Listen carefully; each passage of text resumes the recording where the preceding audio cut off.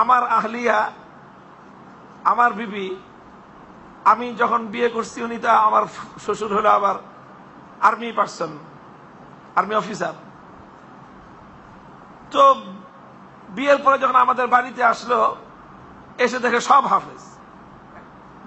উনি তো কিছুদিন স্কুলে পড়াশোনা করে আসছিলেন, এসে দেখে বাসার সব হাফেজ। এত হাফেজের ভিতরে থেকে নিজেকে সে খুব অসহায় মনে করতেছে। পরে সে নিজে হেফজ শুরু করলো, তারপরে সন্তান গর্ভে ধারণ করলো, সন্তান লালন পালন করলো, এর ভিতর দিয়ে সে নিজে কোরআনের হাফেজ হয়ে গেল। প্রতি বছর যখন রমজান আসে, আমাদের বাসার প্রত্যেক ঘরে ঘরে তারাবিহের নামাজ আদায় করে মেয়েরা, এবং প্রত্যেকটা রুমে রুমে কোরআনের খতম হয়। আপনাদের তো এক পুরা মহল্লা মিলে মসজিদে এক খতম হয়, আমাদের প্রত্যেক ঘরে ঘরে না মিয়া, প্রত্যেক রুমে রুমে কোরআনের খতম হয়। আমার রুমে আমার 2 ছেলে হাফেজ, ওদেরকে নিয়ে আমি এক রুমে খতম পড়ি, আমার মিসেস হাফেজা, উনি আর এক রুমে খতম পড়েন। আমার পাশের ফ্ল্যাটে মাহফুজুল হক সাহেব, আমার বড় ভাই, ওনার 3 মেয়ে হাফেজা, ওনার বিবি হাফেজা, 4 জন। ওনার রুম হলো 3টা, পরে এক রুমে ডবল জামাত পড়তে হয়। অর্থাৎ প্রত্যেক রুমে রুমে শুধু খতম না, এক রুমে ডবল খতম হয়।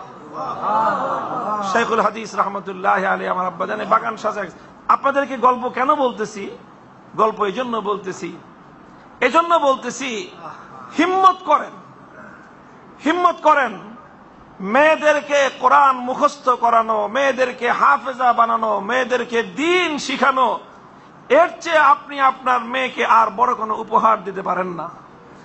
আপনি আপনার মেয়েকে যদি হাফেজা বানায় দেন, লক্ষ কোটি টাকার এই ফ্ল্যাট প্লট আর বিশাল বিশাল সম্পদ দেওয়ার চেয়ে আপনি তাকে বড় সম্পদশালী বানায় দিলেন।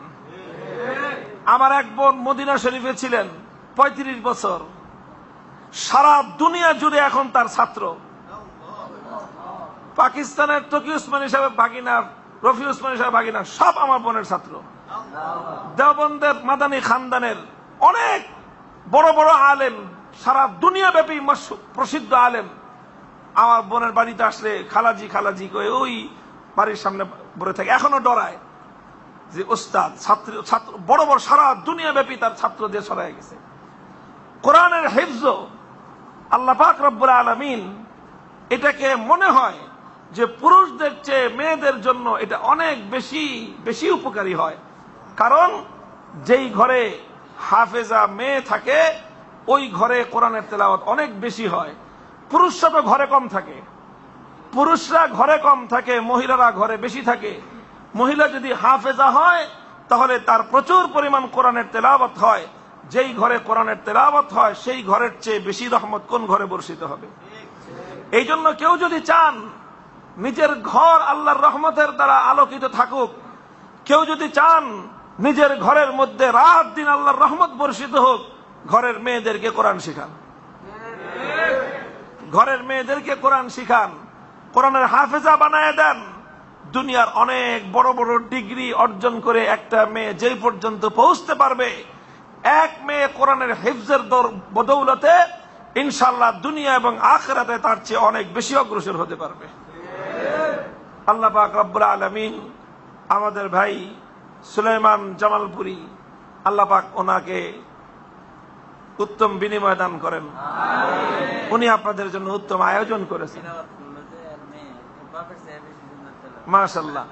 ওনার মেয়ে, এই যে দেখেন, এই যে মেয়ে কোরআনে পাকের তেলাওয়াত করলো।